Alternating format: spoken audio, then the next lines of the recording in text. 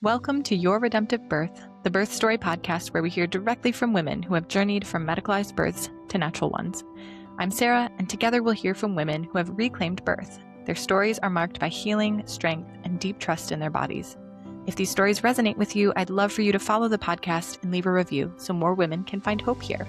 And for more redemptive birth tips and encouragement, come connect with me on Instagram at Your Redemptive Birth. This podcast is for educational and informational purposes only and is not medical advice. Always consult your healthcare team for guidance specific to your pregnancy and birth. This is Your Redemptive Birth. Hello, Emma, and welcome to the podcast. How are you doing today? I'm good. Thanks for having me. Oh, I'm thrilled to chat because we're real friends in real life. And I've heard your birth stories before, but not without our kids yelling at us and pulling us in a million different directions. So I'm excited to hear all the deets today. This is the quietest my house has ever been. It's a little Same. eerie. Everybody's gone. Yeah, same. Before we kind of dive into your stories, would you like to share a little bit about who you are, what you do in the world, your family? Well, I am a stay-at-home mom of two. I have a 4 and almost a half-year-old and a 20-month-old son. And I am just with them 24/7. And that is my calling now. And yeah, that's kind of like my identity now. When people ask me what I do, I'm like, I mother and I try to sleep. Yeah. Yes. And I try to sleep. Sleep. Well, yeah. All right. Why don't you take us back to getting pregnant for the very first time? What kind of an experience did you have? What kind of birth were you planning for? Wherever you want to start. Okay. Well, first of all, so like 9 years ago, it was actually like 9.5 years ago, my older sister had a daughter, a baby, and she asked me if I would be in the room with her. So it was like the first time I saw birth. I held her leg, I like saw the birth. And after that, I told everyone I wanted to be a doula because my sister had a medicalized hospital birth, and that's like kind of the only time I'd ever seen what birth looked like, and it was peaceful because she had an epidural, she had Dilaudid, she pushed that baby out with like one contraction with like and I was like, wow, birth is wonderful. And that kind of birth is wonderful. Like, it was beautiful. It was great for her. But I walked away from that experience just kind of like obsessed with it. Like, I have to see more of this. Like, I'm very interested. And then, yeah, I turned 30 in COVID and got engaged, and we wanted to plan a wedding, but weddings at that time were hard, so we decided to try to get pregnant instead and do the wedding later. And at the time, I was pretty crunchy, I would say. Was really interested in a home birth, and I would tell people that, and I was never met with anything positive. And so I got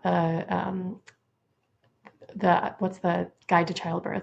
INMA. Guide to Childbirth. My chiropractor at the time told me to get that book because, I read it and I loved it. And so I really wanted that for myself, but I doubted myself a lot and I doubted my body. Like all through my 20s, I was like, hated my body and hated everything it did and didn't think it functioned well. So I think I switched into like the mindset of, I'll have my first baby in a hospital to see if I can do it. Yeah. And see if my body can do it. And then, maybe I'll have my next few babies at home or something. And I just kind of like held on to that. But the more I like researched and watched and read, the more I was like drawn to wanting to do it at home. But I just couldn't commit to it. And I didn't have any support. I didn't know anyone who had done it, Mm-hmm. So that's the experience of so many women. And I really think it's because we haven't been exposed to it. Like women 200 years ago, 150 years ago were growing up watching their mother, their aunts, their sisters give birth. They were familiar with the sounds of birth. They were familiar with what birth looked like. They'd been around birth. And so when it came time for them to birth, it was like, yeah, it was a rite of passage, and they knew it was going to be like something really challenging and big, but they Yeah. weren't afraid necessarily. So yeah, Yeah. I get that for sure. It was also like COVID kind of opened my eyes a lot to the medical system, as what happened with a lot of people, but it made me just really be on guard.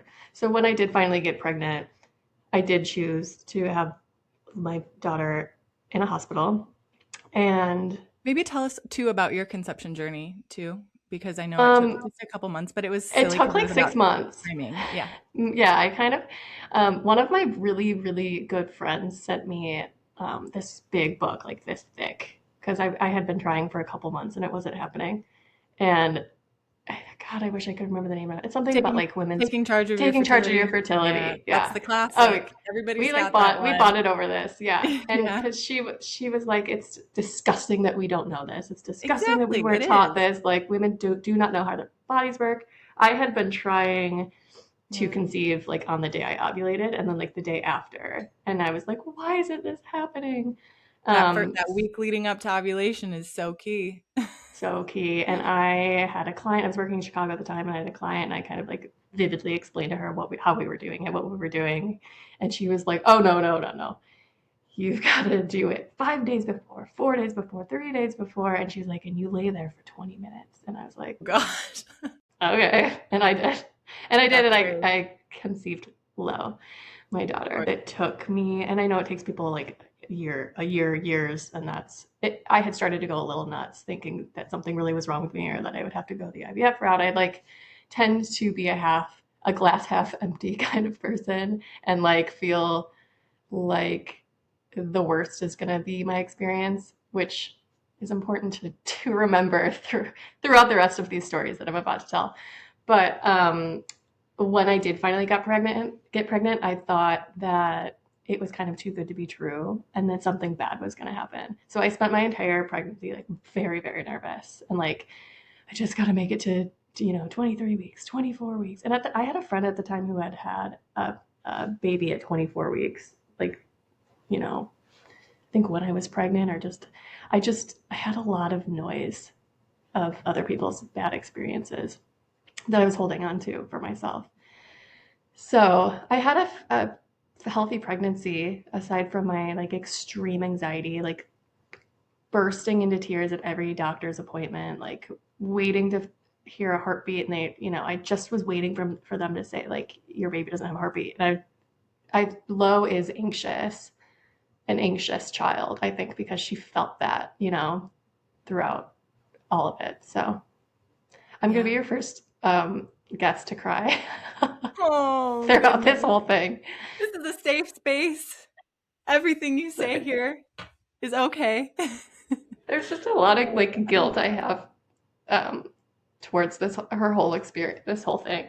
And you are my therapist essentially, but I probably should have had a therapist to like work this out. Yeah. So yeah, I just remember like she wouldn't move at night. Like she wouldn't kick and move, and I would call Jeff, my husband, to say like I haven't felt her in 2 hours. And people used to say, oh, she's gonna sleep through the night because she's still at night. And then that didn't happen. Spoiler alert. She never slept. I just was so nervous.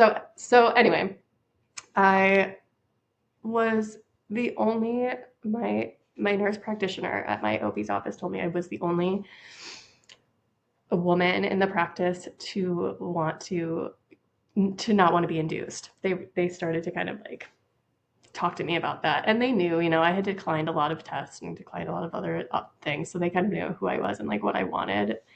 But I just knew, like, walking in, I was so anxious about having to like defend myself through that entire experience. So when my due date came and went, and I had Lo at 40 weeks and 4 days, and I went, my water broke at night, and the day that I was having contractions all day long, and I didn't really know it. Like I didn't really know that I was in like the early stages of labor. It was like a really nice, peaceful day at home. But my water broke at night, and the second it broke, I was just like immediately so nervous, like so like sick to my stomach, like, oh my God, I can't believe this is happening. Um, like immediately on the toilet calling my mom. And it was still COVID times. It was 2021, so I could only have one person in the hospital room, which is fine. That's all I really would have had anyway. But we get there, we had to go through the emergency room.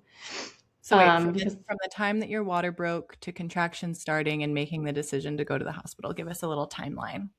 Okay, so it's like I was binging The Wire at the time. I'll never forget. And also, my aunt came over that day, and I ate an extra large pepperoni pizza. I made split pea soup that day. I ate like 3 bowls of it, and then I think I like ended the night with like a bowl of sliced apples with cinnamon. Just like everything you don't want to eat before you're about to push a baby out of your body is what I don't ate. know though. Maybe your body was saying like, "Whoa, got to stock up on some energy. Something crazy is about to happen." Maybe. But so I get into bed, roll over to go to sleep, and I felt like a balloon popping inside of me. It was like a clear pop. And I knew that you're supposed to like stand up and then lay back down and see if like water flows out. So I did that. But I went to the bathroom, and immediately like my contractions started, and they were hard and fast, and I couldn't breathe through them, really. I don't know though, like in hindsight, compared to my unmedicated birth, I don't know what the pain level would be, but for me they were intense and they were scary, and like every 2 minutes. So I called the hospital, and they said, come on in, because I said my water had broken, so they put you on a clock immediately. Okay, so it's around midnight, and we check in through the emergency room, and I had packed like a suitcase, a cooler, a placenta cooler, a pillow, a blanket. They were like, are you moving in? They already thought I was ridiculous getting in there, but I'm like, I'm in. It's like ridiculous to have to walk in, by the way, to the emergency room and tell them why you're there. I'm like, they put me in a wheelchair. It was out of a movie. They take me back. And I told them, I said, my water broke. I'm in labor. And right off the bat, they didn't believe me at all. They're like, well, we have to check you. It was a Monday. I think that previous week, that Thursday or Friday, I had gone to my 40-week appointment or something, and I told her that I felt like I was leaking or something. I was like, there's just like a lot more fluid coming out of me than normal. And at one point I had sneezed and like pee squirted out of me, but I've never done that before in my life. And so I was like, oh my God, my water just broke. So she tested, like, I don't know how they did it at the time. I think she just did the fluid test to see if I was leaking fluid. So that was in my chart. So when I checked into the hospital and I was like, my water broke, they right off the bat were like, this girl's dumb. And we don't believe her. So they go to check me. I'll never forget this nurse, like, not my favorite person right off the bat, puts on these gloves, checks me during a contraction, couldn't find my cervix. They kept saying they had 3 different nurses come in to check me because they were like, have you had what's that procedure where they 3 different hands in your vagina? Yeah.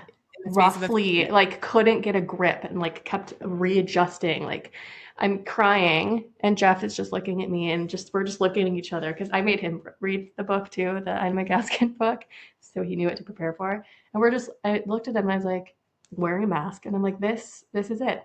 It's already happening. This is my nightmare. So have another contraction, water gushes out of me, and like they all step back and they're like, okay, yeah, that your water broke. You're in labor. We believe you now. But yeah, they kept asking if I had a leap. That's what it's called, where they like that procedure where they like clip your pieces of your cervix to see if you have cervical cancer, because they kept saying your cervix is weird. It's great. weird. That's such a great. Like I didn't have like a cervical lip. Yeah, I was just like, is there something wrong with it? Like, is there? Yeah. So I was 1 centimeter dilated, and They bring me up to my room. I'm already like, when they told me I was 1 centimeter, I was like panicked because I was like, I have a lot more time of this and this is scaring me. And I'm already at the hospital. I don't want Pitocin. Like I didn't want anything. I was 50-50 on the epidural until I got to the hospital. And then I was like, I'm doing the epidural. Like I'm not doing this here with you people. Like you're scaring me. Um, so I don't know if everyone has this experience. The hospital was not busy at all. But I feel like they word the epidural like we don't know like when the anesthesiologist will have time to come down. So like you have to decide now if you want it because then we have to like put it in his whatever. So I was like, I mean, if I'm in this level of discomfort and I'm only at 1 centimeter, and fine, I'll get the epidural. And then that was like the second, notch on my disappointed chart that I was feeling. Um, Epidural was no big deal. Like I said, I just told you recently that I was more afraid of getting it than the birth itself. And I think once I got it and it was no big deal, I was like, okay. It was like my first feeling of like, okay, I can do this. Like I faced my fear. Let's do this. So that's around 1 in the morning. I don't, Did you already get the epidural? So only like an hour after being at the hospital at yeah. 1 centimeter-ish dilated. They started the Pitocin after the epidural, and the OB who was on rotation at the time came in, and she just like I remember her standing there like with her hands like this, and she was like, "Because your water broke and you're only 1 centimeter, we need to start you on Pitocin." And I said, "Well, Pitocin's not in my birth plan. I really wanted to avoid it, and I don't want it." And she just like stood there still and was like, "Because your water broke." And yeah, so just said the same thing back to me. And like again, like during my contraction says this, and I just looked at her and I said, "Fine, but really start it low." I had a nice nurse, and I was like, I don't know how you guys do these, but I think you start it super low. I had watched The Business of Being Born like a month before I had low. So anyway, I started on Pitocin. Jeff was sound asleep next to me snoring. I was awake. I don't like pain medication. I don't like feeling drugs in my system, so I felt really gross. I had like adrenaline from being there and like realizing that this was like a huge moment. And then also I was itchy from all the fentanyl. um, and then around like 11 in the morning, I was like flipping sides with my peanut ball. I started to feel kind of like the urge to bear down. And I didn't feel my epidural like really worked. I didn't feel a thing, like no pain, nothing. Felt weird, but I felt my body like bearing down. And I told the nurse when she came back, I said, I feel like maybe it's time. And she was like, "You're a first time mom. I doubt that it's ready and we haven't like upped your Pitocin yet." Like again, like doubting me. Time is this again? What time is Like this? 11 a.m. So like 10 hours after they started the pit. And she was like, "We'll send someone." They had to get the special nurse who could read my cervix because no one else could, because I had a weird cervix. I forget what they said, like, and what is like the deal. I don't have like a cervical lip the way most people do. It's like flush. So what they were feeling when they were trying to feel a lip, it like wasn't there. They were like, it was like head and then like, anyway, this woman read my cervix well. An hour later, though, an hour after I told them that I felt like pushing, they came in to check me. So, which is okay. Like, it was okay that she sat there for a while in my birth canal for a while, but like not okay that she was just getting like laboring down. They she was they getting recommend pounded it. with contractions though. I My know. poor baby. She comes and tells me I'm complete. At that point they sat me up. Out of the position that I was in, that I was liking, that I was like feeling stuff. I remember feeling like extreme fear at that moment too. Like my instinct told me to kind of like start pushing, but I was like, I'm not going to. So I like held it in. I tightened my pelvic floor, like squeezed my butt closed because I was like, not happening, not ready for this. Anyway, when they put me up, something shifted with my epidural. It like flooded my body. I got really, really high. I felt like I was at a music festival. I had music playing. I was like vibing hard. Like, was not a woman about to give birth at all. So I had her at 2, yeah, so it was like 1 o'clock now. So hours have passed since I've been ready to start pushing. And they're like, okay, do you want to, it's time to start pushing. They like put my legs back on my back. All of it felt wrong. I'm like holding my legs back, high as a kite. And they're like, okay, and they have to tell me when to push because I can't feel my contractions, which is so weird. I'm like waiting for the machine to tell me when to do it. I start pushing, but I'm like, like they're like, all right, are you doing it? Like, are you doing it? I was like, I don't know. You tell me, am I doing anything? And then they, gave me the worst advice that you could ever give a woman is push like you're pooping. That is not how you're supposed to push a baby out. It ruined my body because of it. And so for the next hour and a half, I pushed like I was pooping. And they were worried that nothing, I was like, nothing's happening. I was starting to get frustrated. So they turned my epidural off without telling me. And about like 30 minutes after that, I start to feel a lot of pressure, a lot of pain. Then they told me they turned it off. And anyway, she was born. An hour and a half of pushing, the last 45 minutes, extreme pressure pain. And I had a 2nd-degree tear, pretty standard, I would say, with an epidural birth, pushing like you're pooping when you can't feel anything else. But we didn't know that she was a girl. We had a surprise gender, so I was really happy. So she's born, she's healthy. They give her to me. I go up to my room.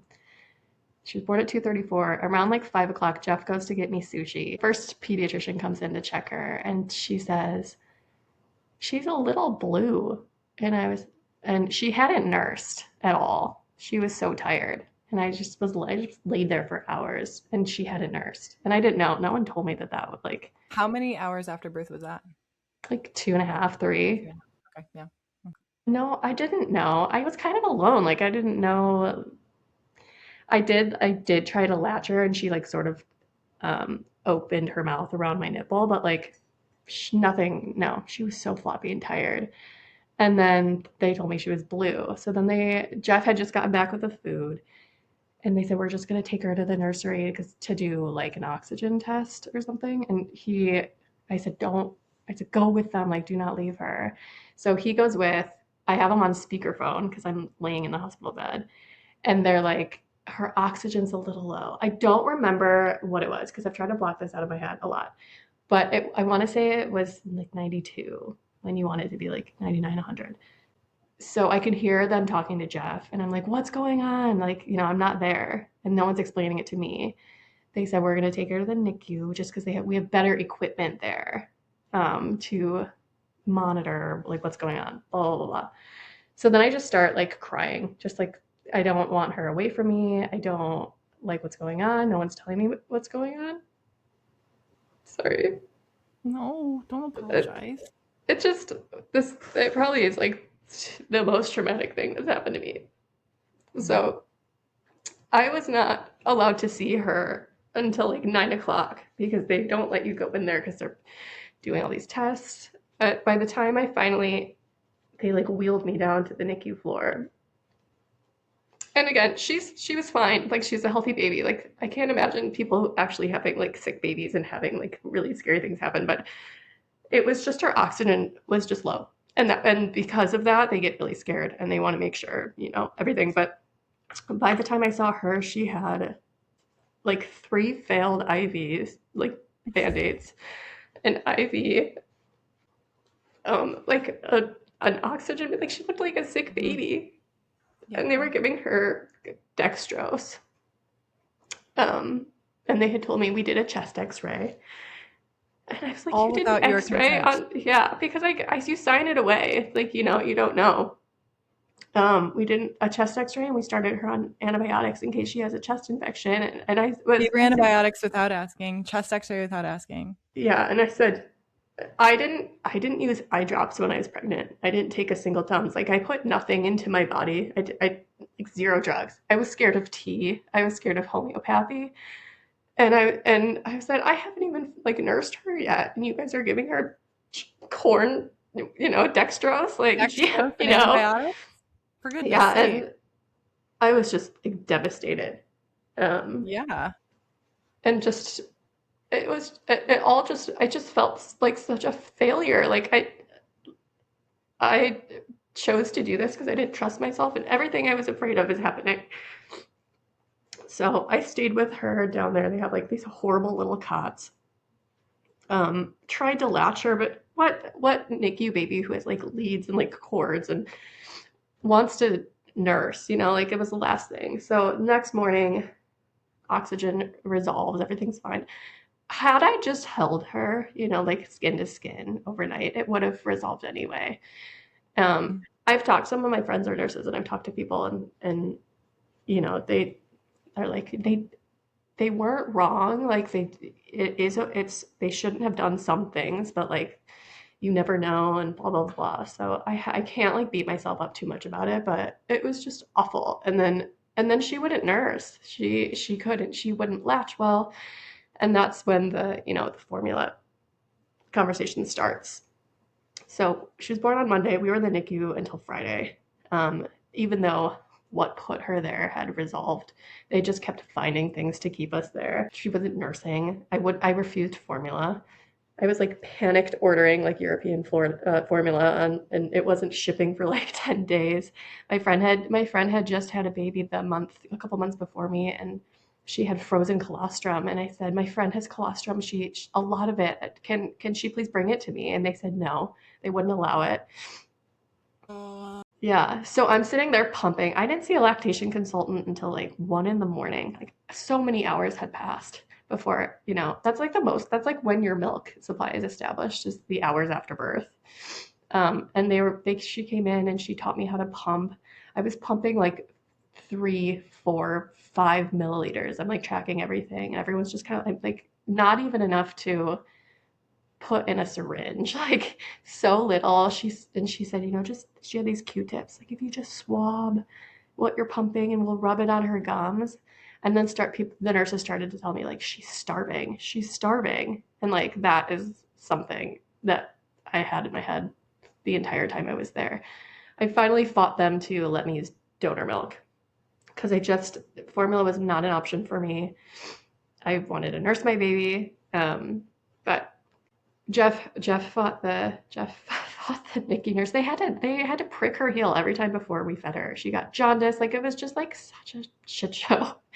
And we hated it. We hated being there, and I was locked in there. So we left on a Friday, and then we came home, and it wasn't like I got home and I was like, oh, thank God, like that's over with. Like that experience affected the next 2 years of her life, like her health, like everything. It changed everything. The fact that she was given antibiotics and it destroyed her baby hours old gut is still affecting her today. She's 4, and she has a lot of issues with eczema. She had food sensitivities to absolutely everything. Like we really started off so hard. Like it was so bad. So every time I give her like a food and she gets a rash from it, it's like a reminder of that experience. So, Can I ask really quick just why did they do the antibiotics? Were you GBS positive or what? they They just why what when reason she did was they do she had a little bit of fluid in her lungs when she was born, and I have like a video of her kind of like yakking it up. Babies do have fluid in their lungs Yeah. when they're born. They have to work it out. It's just So they like did a chest X-ray to see if she would. had a chest infection, I gotcha. Okay. and she did not. And they still gave her antibiotics. They still, yeah, well, because they were waiting Oh. for the results, so they gave them like, preemptively. So yeah, Okay. my That's good milk. clarification. It was just like the most brutal postpartum period because I was triple feeding. Like I was working with a lactation consultant. I was exclusively pumping, and then she was only taking bottles. And then when I tried to nurse her, she would like scream, cry, and like would not nurse. She had a nursing strike when she was like 2 months old. Didn't nurse for like 12 hours because she wouldn't latch, because she like was only wanted a bottle. So it just sucked. And then food stuff, I lost like, I was like 20 pounds down from my like normal weight because I couldn't eat anything. It just sucked. It was hard. You were doing lots of elimination stuff to figure out what was causing her Yeah, issues, her right? poop Through your was lack of breast milk. green. Yeah. I would eat a sweet potato and she'd get a red ring like rash around her neck. Like her gut was destroyed, like so bad. Also, I wanted to ask about the transition, because you started out pretty much exclusively bottle feeding to Yeah, you ended up being fully breastfeeding and breastfed her until what? She was almost two and a two and a half. half. Yeah, I had a So goal to like amazing. never use a bottle again.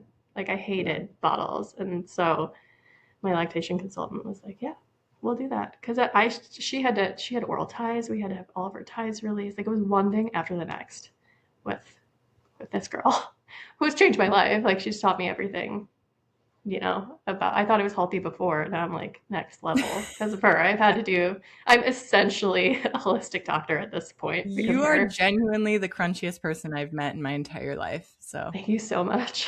mhm. It's Yeah. taken a lot of work. But Yeah. So, yeah, what was that transition like from exclusively bottle feeding to fully breastfeeding? Like hard. timelines, because I think that would be really important for some women who have had this experience to know that it's still possible to start out bottle feeding and Yeah. then end up successfully breastfeeding your baby for 2 years. Lactation consultant. It was so amazing. She moved to Texas. Otherwise, she was awesome. She when I met her was teaching a mom of 8-month-old twins how to relactate.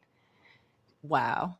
Yeah, she was giving them formula. I don't even think she was pumping at all. And they turn 8 months old. She's like, I want to nurse them now. And you can do that. Did you know you can do that? You can No. relax. Yeah, it takes a lot of time. Actually, I've heard of that happening for some women who adopt newborns, and you can induce lactation. I'm sure it involves some prescription things as well, but Yeah. yeah, it can be done.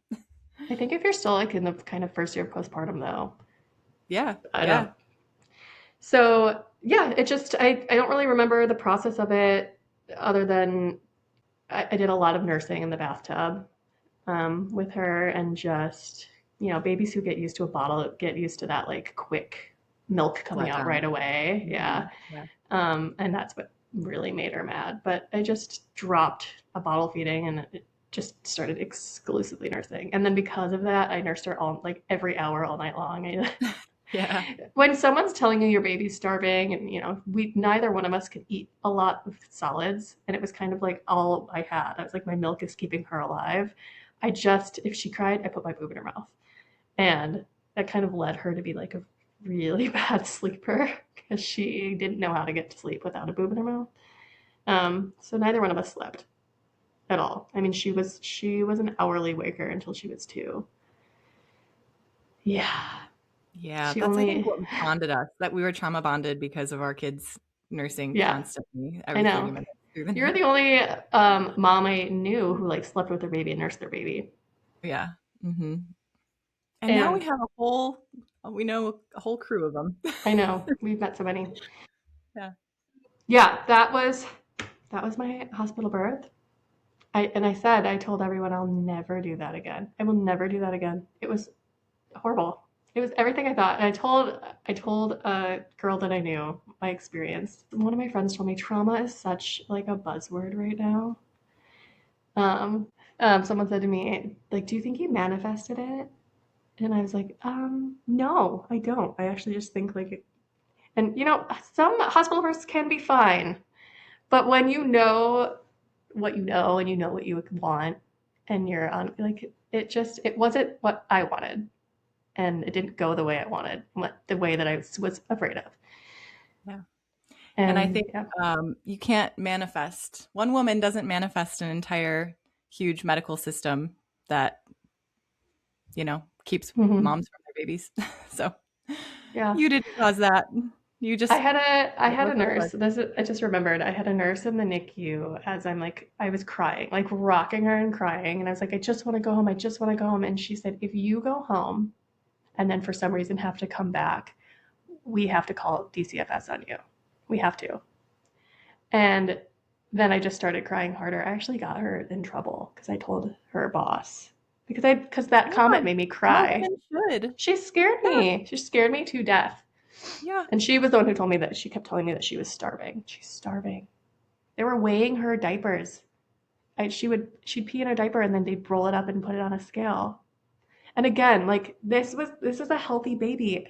The shift would change and a pediatrician would this guy, I don't remember anyone's names because I was so in like the weirdest stage of my life, but he would come in and he said, why is this baby still here? She's fine. Baby. And then the shift would change and someone would be like, all right, order all these tests, blah, blah, blah. And I was like, you're not pricking her heel again. She's fine. The NICU was empty. There were 2 other babies in it. Every nurse who came in was like, this baby's huge. I said, yeah, she's full term and she's healthy and she's fine. And we'd like to go home. Like, she has jaundice. Yes, if you could just let me go home and lay in my bed and nurse her all day long, that will resolve like immediately. Yes. And then even when I did go home, I had to come back like every 3 days for another heel prick. Weigh in and a heel and prick. Okay. She's 4. She still has scars on her heel. She had like 17. Like, I apologize. I ask her all the time, like, do you remember that? Are you okay? We need to do some like energy, like emotional release work. She doesn't remember it. But I apologize. I always say, I'm so sorry. Like, you didn't deserve that. We deserve better.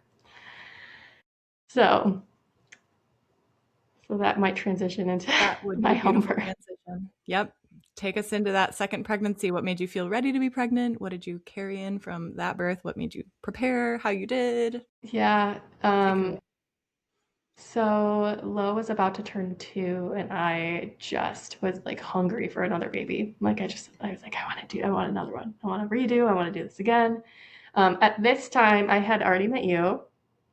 And then our other really good friend who is our chiropractor who had a home birth, her first birth home birth, which is, if you have a unmedicated physiological birth, you have like, in my mind, you were like your celebrity. If you've had your first birth be that, you are like mega star. Like anyone who's done it for their first is like the most impressive kind of person to me. So I was fascinated by her and I asked her to tell me her birth story over and over and over. And she's just such a confident person and like she's just such a badass. Like her birth story was so badass to me. I just wanted to do that. So I was like, who is your midwife? So I had my midwife picked out before I got pregnant. I got pregnant with Clark first try. We were really on a mission. And I decided that I wanted to still do like my ultrasound and like my blood tests through the OB that I'd previously seen because I loved his office and his nurse practitioner. I always say he never saw me naked. He had nothing to do with like my birth or my body. He talked to me twice, but I loved his nurse practitioner and she let me do. She was very respectful of like my wishes.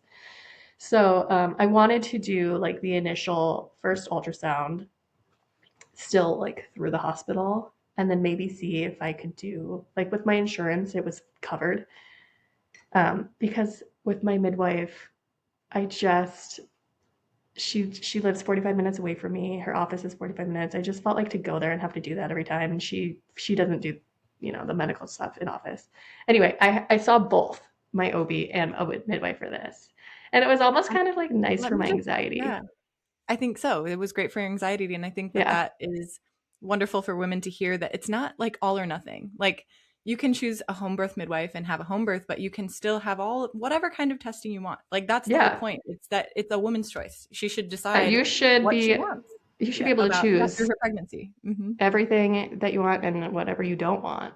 And if testing and ultrasounds through her pregnancy through like more of a medical establishment makes her feel safe, it's great. Do it. Mm-hmm. Yeah, I know. And I really want to join like the no ultrasound group, but I am older and I'm a twin and I'm still breastfeeding. So if you conceive while you're breastfeeding and you're older and you're a twin, like the chances of me having twins is high. And I just have to know if it's a singleton or a twin.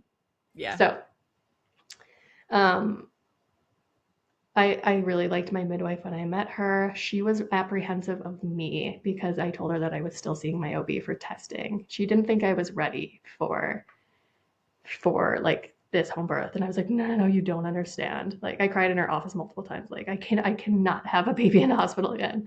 And she actually had a similar experience with her personal. She had her first baby was in hospital, and then she went on to have 3 home births. um it was like a really similar pregnancy as far as like I wasn't sick. I've never thrown up. I'm sorry, I know people don't like to hear that, but I get like really kind of down, and like sometimes I get like depressed when I'm pregnant. I don't know what it is. It's like I get kind of like FOMO of other people. I don't know. It was an emotional pregnancy for me, but it wasn't like when you're pregnant, you're like like a fairy, like floating Floating. on a cloud. Yes, you're like the happiest pregnant person ever because our Try to pregnancies make the overlapped. best of it. I'm a nauseous pregnant person for the first half, but Yeah, but you're a once that's positive done, pregnant person. yeah, but I don't know. I appreciate that you don't hold your stuff inside. I sometimes tend to do that, and you just like if you're feeling it, you're gonna tell me about it, and Yeah, it's better that way because then you get it it out of your system. erupts. Yeah. Yeah. Mhm. So, And wait, just a note about that, the midwife too. I really actually like that she, in your prep phase, like the earlier phases, parts of your pregnancy, and she was like, I don't know if you're actually ready for this. Like you've got, if there is a lot of medical fear happening, that doesn't help home birth work well if a woman doesn't feel yeah, safe actually giving birth at home. But anyway, yeah. you keep going. Um, I started to get a lot of not at all anxiety the way I used to have anxiety. Like that, all my anxiety went away after I had low, and because a lot of my diet changed, my lifestyle changed. I had a, I guess in that way, I had a different pregnancy in that I was really confident in my body. I, I could not believe that I doubted my body the way I did. And then it like birthed me a beautiful full term baby. And then my milk supply came in after I worked my ass off for it. I was just, I felt really like happy with I just felt confident in myself then. So I had a totally different pregnancy in that way. That's awesome. But then towards the end, I have some issues with like my platelets dropping at the end. I did test positive for the GBS, which like just started to spiral me. And then I was like, wait a second. I'm having my baby at home. Like you might have to like be worried about some hemorrhaging with the platelet stuff, but I held on to that. Do you remember me panicking about that for Yeah, I like remember you weeks panicking. and And weeks? the GBS thing, like so many countries that have way better birth outcomes than the US don't even test for GBS because Hmm. And it's obviously, not smart. antibiotics were like a high fear, a big fear for me. I'm like, I'm not taking them. My baby's not having them. Yeah. Like, I'm not doing this. Um, so, and then I sort of had like imposter syndrome too. I was like, can I have I like evolved into this person that can handle this? Or am I just like pretending that I am? Like, I know that I'm like the crunchiest person that most people know. I know that I like really wholeheartedly believe in this, but like, I had like a little devil on my shoulder, like, go back to the hospital and get the epidural and don't feel the pain again. I was just like, I don't know. I don't know. I didn't know that if I was ready for it. I think you bring up a good point with that. Is that, there's so much talk in the birth world of like, address your fears, go into birth with no fears.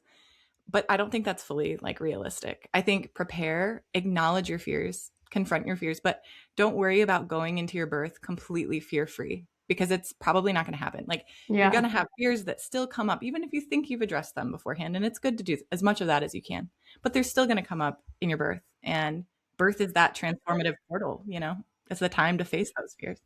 You said something to me. Was it your grandma or something? Like when you have a thought like that, like an intrusive thought, like you like welcome it, like Oh, maybe she did. Sounds like something my talk. grandma would say. Is you like okay? So all of a sudden you have this fear. I had this fear maybe like is my baby gonna die at home? Is this you have these creeping thoughts like have I made this decision that people people's voices get in your head. And I remember seeing you one day and I was like, I'm really worried about this. And you were like, okay, well like welcome it, like think about it, and then like send it away. Like acknowledge that it's there. So I did a lot of that. Like I'd have just intrusive thoughts and I would like respect them, acknowledge them, and then send them away. Yeah. And And even maybe consider replacing the anxious thought with the truth, you know, because usually yeah. those intrusive thoughts are like lies, you know, Mm-hmm. and you have to say, wait a minute, this isn't true. Let's replace it Mm-hmm. with the truth, you know, that kind of stuff. So Yeah, like rewire it in your brain. rewire those pathways. Exactly. Yeah. So yeah, I had Clark 40 weeks in 3 days. So really similar to like with Low. And like the exact same thing I ate. Jeff picked up dinner. I ate like a 12-ounce New York strip. Like the biggest. Uh-huh. There was like béarnaise sauce. Yeah. I had a huge salad that I was so like sloppily eating it. I got salad dressing all over my. I was eating in bed. Um, Oh, roll women, over if to. women want to know how to get their labor started, not that I support like any of that, you know, like, oh, I'm so sick of being pregnant. Let me eat a bunch of dates and see if I go into labor. Not about that, but like genuinely just a nice, really good meal, feeling full. Like that's what's going to Yeah, get your oxytocin flowing. That's what's good, you yeah. know. Anyway, keep going. And I rolled over to go to sleep, and Lola was next to me in bed, and I rolled to my left side and pop, the same thing. Pop. I knew exactly what it was. It's my water breaking. And then I had prepared for like visualize that moment happening again because I didn't want to have that immediate fear come on. And it didn't come on at all. I was like, I texted Jeff and because he was watching TV and I said, my water just broke. And I think it was like 11. Yeah, it was at the same time, 11 o'clock at night. And he said, we were both calm. He was like, okay, what do you need me to do? And I just got up and just started like contracting. I called my mom. My mom came over to because Lolo has to sleep with somebody. So I needed someone to be in bed with her. My mom got there like 30 minutes later. I was just like, I wanted to have not a really quick birth. I wanted to have like a 6 hour start to finish. I You kept you said that all through your pregnancy. You were like, I want this to be a fast birth. I was like, I want 6 hours and I want the fetal ejection reflex because I don't want to push this baby out. I want my body to push it out for me. And I wanted to like, listen to music in the shower. I kind of wanted to like, what did we call that? That like labor, I don't know, just like that, like relaxing, like preparing my body for it. My body had other plans. My contractions were like 2 minutes apart and they were a minute long and they were bad. They were hard, but like they were fine. I have a history of like really, really painful menstrual cramps, so it has prepared me for this. I called my midwife at like around midnight, like 12:30, and I was like, "Hi, I'm so sorry. I don't mean to wake you up for no reason, but my water broke and my contractions are like they're gearing, they're revving up." And she was like, "Okay, well, like let's keep talking." And I was like, "Oh, here's another one." And I think I was trying to like I think I was a little embarrassed to like make my noises that I was making, so I was holding it in a little bit. But whatever she heard in my voice, she said, "Okay, I'm gonna come. Yeah, I'm gonna come. I'll be there." She's 45 minutes away. I'll be there. She was there. She was here 55 minutes later. She walks in my front door. It's the middle of the night.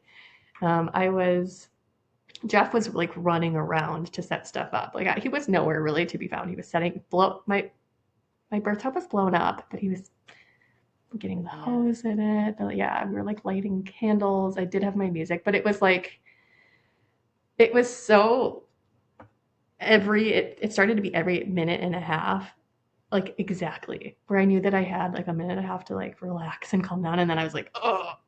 And I was on all fours. The position I loved the most was just being on all fours on my bed with like hugging a pillow. Um, I had watched so many birth videos that I had in my head like what I like wanted it to look like kind of, and I was like, I've seen a lot of people do this on like a birth ball. Like let me do my birth ball. that hurt so much bad. It was so bad to have a contraction in that position for me, which actually maybe it was kind of like opening up my pelvis a little more. I don't know. But when my midwife got there, I was like grunting. The tub had filled up all the way, and she, after my contraction, she said, "Okay, Emma, like I think it's time to get in the tub. Do you want? I think you're ready to start pushing." And I just remember, I haven't felt that transition feeling with either birth, because I just remember thinking I had like a couple hours left of doing what I like laboring, and I had like a, ooh, I'm not ready, like, ooh, and maybe I should have listened to that and just like, I don't know though, but my it had been 2 hours at that point. I was like, yeah, like after two, my water just broke 2 hours ago. Like, what are you talking about? And she had told me like, That well-positioned baby, all that weekly chiropractic care. yes, she had told me that second babies always come the fastest. Even if you go on to have 5 births, usually the second is the fastest of all of them. So I get into the tub. My first thought was like, oh, it's not hot enough. Like it was not, it was lukewarm. And I was pissed because I like really, really hot baths. And you're not supposed to have a really hot bath when you're having a baby, and your baby's not supposed to be born into hot, hot water. But it was cool. It was not hot at all. It was not warm. Oh, no. But like 20 minutes later, as I'm like, roaring and screaming, I was sweating so bad that had I been in warm water. That's why people say they had to get in and out. And I got in and out of the birth tub. I got in and out of the birth tub, and I was in there. I was switching positions to look like this Instagram page I follow, who she's had 5 home births, and she has like the most peaceful, like on her back, like breathing her baby out. And I was like, I want to look like that. Like at the edge And of the like, birth pool, just like yeah, a little yes, bit. in the throes of labor, I'm like, I was on all fours, and I'm like, I'm gonna change positions now so I can look like this girl, and I do, and it was not, and my midwife was like, can I suggest you going back to where the way you were before? It was a lot more natural, and I was like, fine. I just wanted this to be like aesthetic and beautiful. I didn't want to be like mooing like a cow. Okay. Hey, you bring up a good point about that, is that watching birth is so, so great. Like, I think that is one of the best tools that women can use to prepare for their natural birth, is like watch the natural births, get familiar with the sounds, the way that Yeah. women are moving. But we can also get a little bit in our heads and be like, ooh, yeah, like I want to do it this way. And then be kind of like let down with ourselves in the moment when we're like, oh, Yes. this isn't working for me, Yeah, for And sure. especially I hear so much about the sounds women make. Like women, for some reason, really want to have like this very quiet inward labor and not make a lot of noise. And then so often, sound is a tool that women use in labor. And the mooing, the low groaning, the loudness is such a nice counterbalance to the insane pressure that's happening inside your body. Yes. And so it's so natural to be making a lot of noise in labor. Yeah. And so I just want women to know, if you don't have a perfect, quiet hypnobirth, like that's like the minority. And it's great and like wonderful if women can, and like that's how they birth and labor. But like don't get too attached to the idea that that's how you want to do it. Anyway. Yeah, like have your like vision, but just be prepared to lose it all. Yeah. And do just what feels good in your body. So I hate though when people are like, oh, I'm just gonna wing it, I'm just gonna go into the hospital and just like hope for the best. Like that's not what we're saying. We're saying something that doesn't totally work different for me. Yeah. So it was intense. It was like obviously the most intense moment of my life. It was very, very, very painful. I don't know that I was prepared for that. I don't want to scare anyone away. I have a really low pain tolerance. I've never broken a bone. Like I'm kind of a baby with stuff. So I tell people when women are like, I could never do it. I'm like, if I can do it, you can do it. Like truly, I am not. I'm not great. I stub my toe and it's like the worst day of my life. I hear so many women say that. Oh, like I have such a low pain tolerance. Well, this kind of pain is different pain. You know, breaking your arm is not like a normal pain to happen in your body. So of course your body's going to respond and say, hey, something really bad just happened. Like you need help. We're Yeah. sending pain. But birth is a different thing. And yes, for most women, I would say we experience pain in birth, but it's different because your body's doing this. It's for a reason. It's physiological. It's something your body knows how to do. Yeah, for sure. But truly, like, and I was just telling you this when I would have these contractions that I was pushing with, and it was, 100 out of 10, the most intense pain I've ever felt. And then when they're done, they're done. Like the break you get really is a break. And I can't believe that like your body can surge like that and then stop. And then it's so trippy. It's the most insane moment of your life. And I truly can't believe that people will never experience this. Some people will never experience what this is because you do reach like a higher self.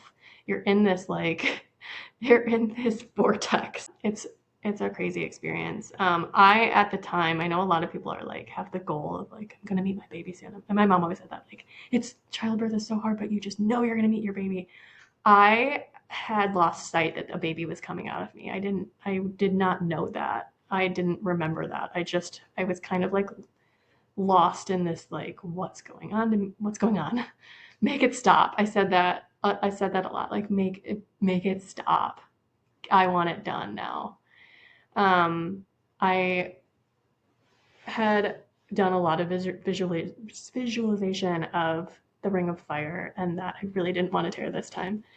I have a friend who's torn every single time and has had stitches in that same spot every time, and she said it's so like that scar tissue is so uncomfortable, and it's like comfortable with sex. So like I really did not want to tear. Epidural And births with her. yeah. And in Ina May Gaskin's book, there's a birth story where this woman visualizes her self getting really big, like you're gonna stretch, you're gonna like really I love that get one. big, like, and if you're gonna get visualize huge, that, you're gonna get huge, and that immediately, like, I felt the Ring of Fire, and I was like, okay, this is it. This is like you're gonna get huge. You're gonna get huge. And my midwife was watching. She had a mirror in the tub. She was watching it with a flashlight. It's kind of trippy. It was the middle of the night. Candles, like she couldn't really see, but she had a flashlight, and she watched. She watched me get huge, and that feeling was scary. I was scared of it. Like, I feel like everyone's really scared of the Ring of Fire, but I really worked through it, and I didn't tear at all. His head came out. That feeling is so good once you get when that head comes out. And then his head was out for like a minute and a half, maybe longer. Jeff said he was getting a little nervous about that, but I had watched enough water births to know that like it's okay, they're fine. Yep, they're just fine. And then I thought that his body would come out with the second contraction, but it didn't. I think he used like one shoulder the second, and then I had to wait for another contraction, and then he came out. I didn't know the gender of this one at all. And my midwife said, pick up your baby. I don't know how much time that he was out of me before I like reached down to get him. She was like, pick up your baby, and I grab him. And I didn't know it was a baby. I didn't know it was my baby. I'm just like holding this like, and Jeff said a lot of time had passed before I looked to see the gender. And he was dying. He was like, what is it? What is it? And I think he said, okay, what is it? And I was like, it's a boy. And that's just like the wildest. You just forget with both babies. I forget that I care. You spend like the entirety of your pregnancy wondering the gender of your baby. And then you don't care at the end at all. So I got him out of me. I'm holding him. I did not have the like rush of emotion yet. I was definitely like those women that you see that like need to take a minute. I needed to take like an hour because I could not believe what I had just endured. Like my body was really like needed a lot of time to come down from what I had done. I finally like looked at him, and he had like the most beautiful cry. It was perfect. And I was like, oh my God. Like you can't explain it, what that feels like. And I got out of the tub because by then it was cold. It was freezing. And she said, I think you should get out. The water's a little cold. And I was like, oh, is he cold? Like, is he okay? And I got out. I got on my bed, laying in your bed, like direct your own bed, like immediately after that with just all your stuff. Like, it's just so awesome. Um, it still had the placenta inside of me. I don't know like how much time had, I think like an hour had, maybe 45 minutes to an hour had passed, and I had nothing left in me to push that thing out. And my contractions were still coming, and I was so mad at them for still coming. And at that point, I'm like on my back in my bed with my baby, and I had the shakes then. I was like shivering because I was cold, and then I had the shakes on top of it. And like I'm trying to push with nothing left. I'm trying to push this placenta out, and she was like, gave me these herbs under my tongue to help with that because I have like an extreme fear of needles and shots, and I didn't want the Pitocin shot in my leg. There was no blood in the tub. There was not even like a drop of blood anywhere at that point. My placenta was like blocking the opening, and blood was pooling. So she cut the cord. She had me get down on my knees over my bowl, my silver bowl that I still use for thawing meat.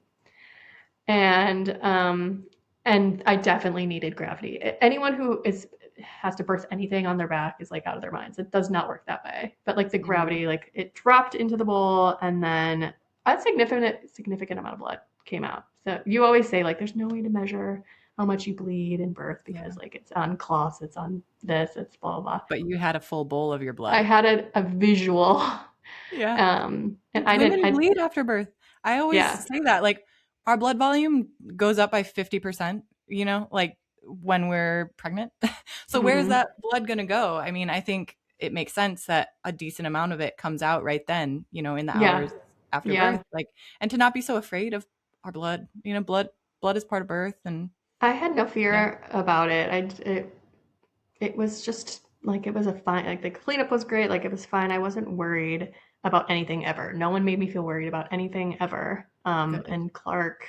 And that's supportive of physiology too, because delivering the placenta is still very much a part of the birth process. And so when, you know, doctors love to get a little fearful about the placenta and about postpartum hemorrhage, and that fear actually, you know, contributes to, I think, to postpartum hemorrhage, because when a woman is fearful, then her body's like, I don't know. But when we're calm and when, you know, we handle that part of birth peacefully, most of the time goes really, really well. And normally it was the furthest thing from my mind.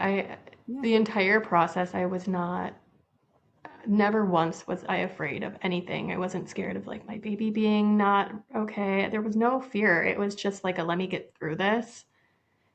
And I felt safe with my midwife. And Clark was her 500th baby. She didn't know that until later, but she had a party that summer celebrating her 500th, you know, birth, and Clark was that. And she's such a calming presence. I just felt really safe.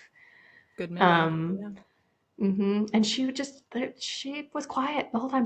Maybe I heard like some tapping on her computer. She was like logging stuff, but it was just like great.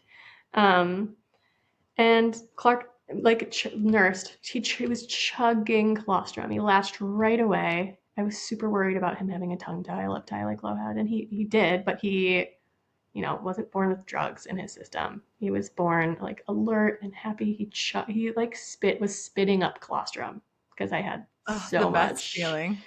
And I had taken like my supplement lineup when I was pregnant was like awesome. I was spending so much money on supplements. I had so much beef livers, like beef blood. Like my milk was ready. I was so proud. I was like, I've never heard of a newborn like spitting up clot. I went from having 4 milliliters swabbing in my daughter's mouth to like an excess.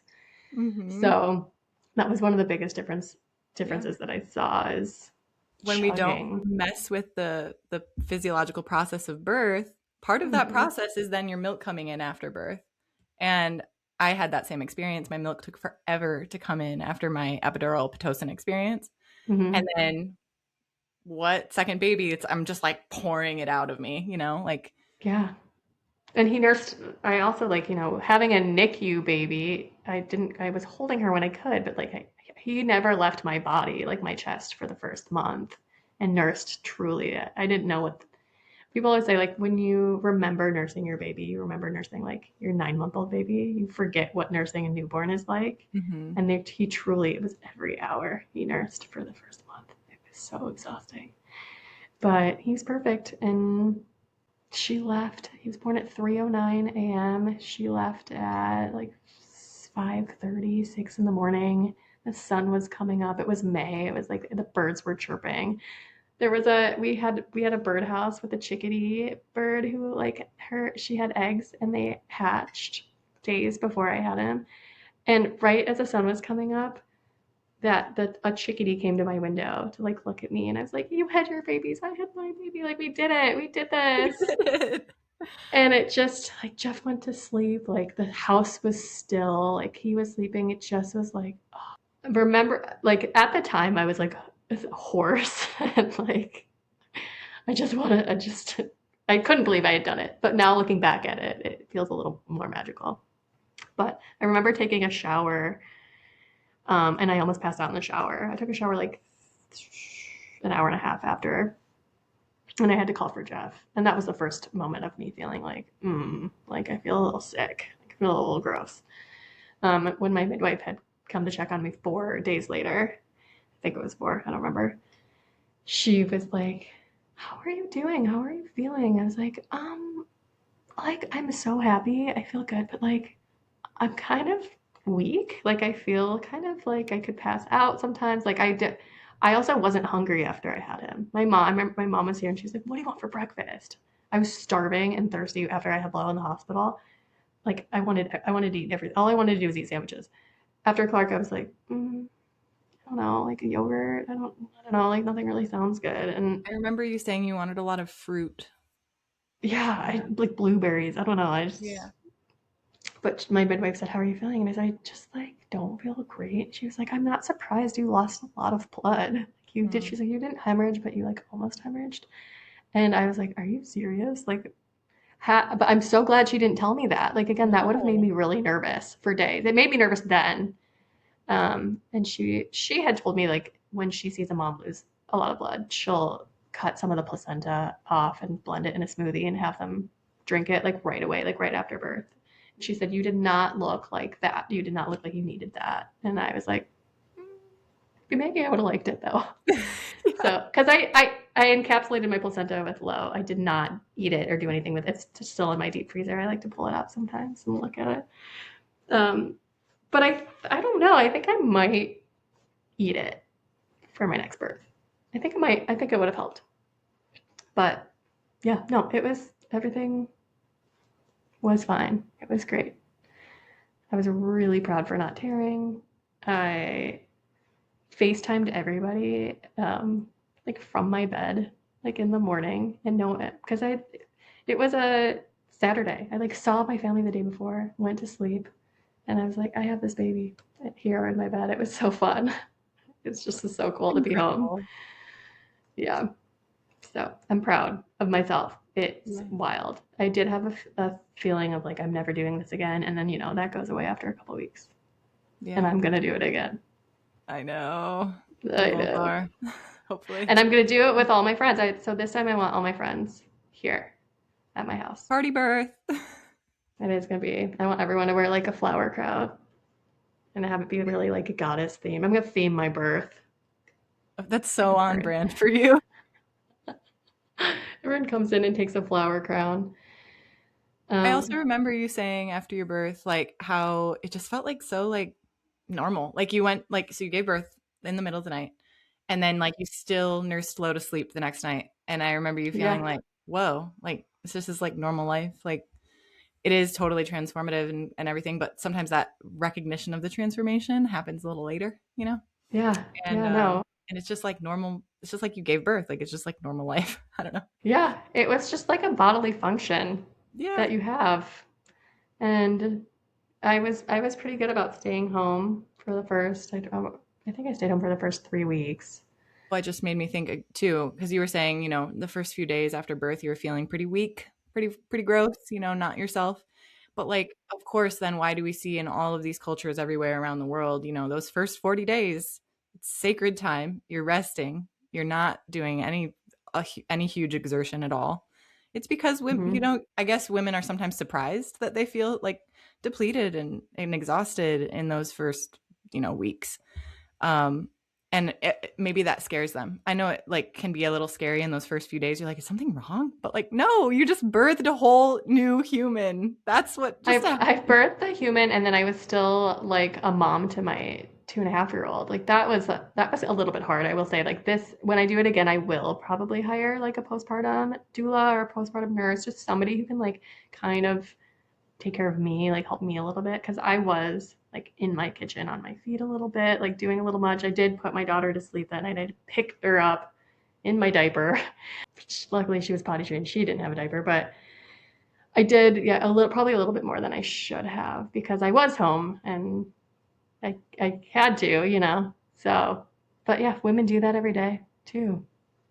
Have 5 kids at home and then birth and then have to. Yeah, we're pretty incredible.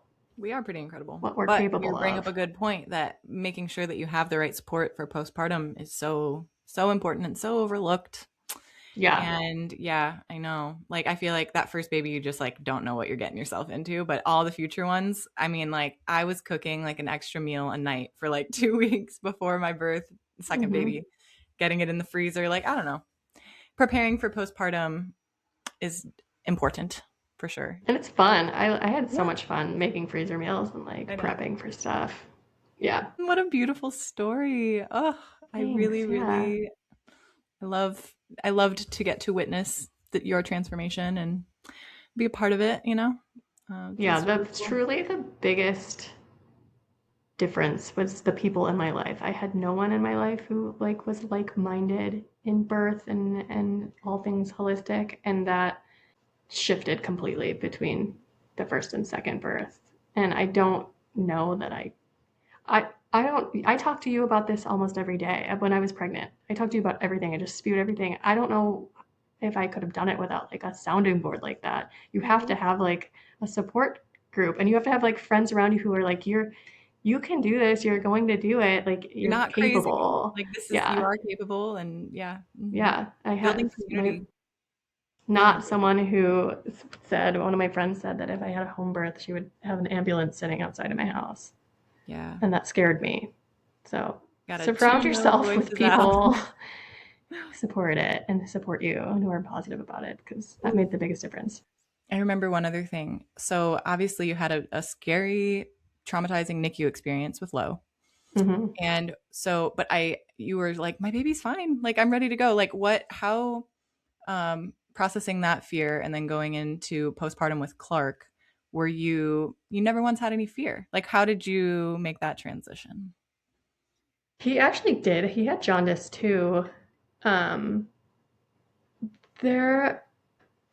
just like, I didn't think that there was ever anything really wrong with Lo, even like her oxygen. I knew, and I had talked it out with my midwife. I told her that story, and she said, had they just let you keep her and, did the test maybe on your chest or just like then skin to skin, she would have been fine. Everything would have been fine. And I just was confident when I had Clark and even a few days later when he developed the jaundice, because I kept thinking like, I'm just going to keep him by a window. We're just going to get outside. I'm going to nurse him nonstop, get some sunlight on him. Like, it just wasn't a thing. It wasn't a fear. Like, I knew that she was a healthy baby. I knew that he was a healthy baby. My pediatrician actually was calling me like, you need to do your tests. You need to do like we need to do your tests. And I was like, he's fine. We're fine. I didn't do his like newborn test until he was like 6 weeks. Yeah, the newborn screening, heel prick thing. Which maybe like, I don't know, some people won't agree with. I have like leaned into trusting my intuition in a way that I didn't know that I had.